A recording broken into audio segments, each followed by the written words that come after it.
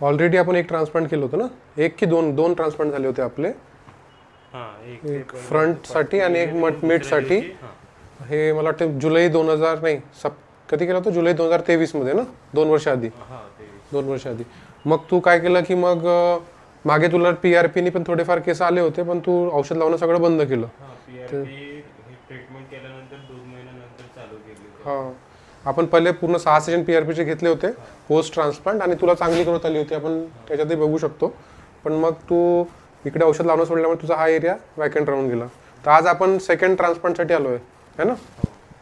तर आपण बघू तुझे मागचे किती काढता येईल, मागून काढूया.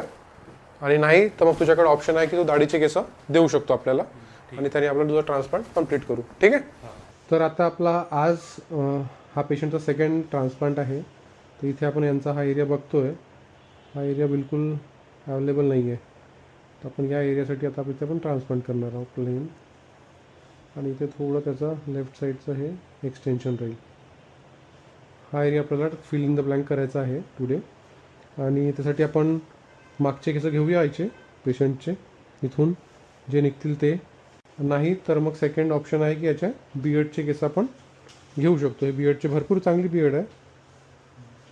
या बियर्डमधून आपण काही केस घेऊन तिथे इम्प्लांट करू.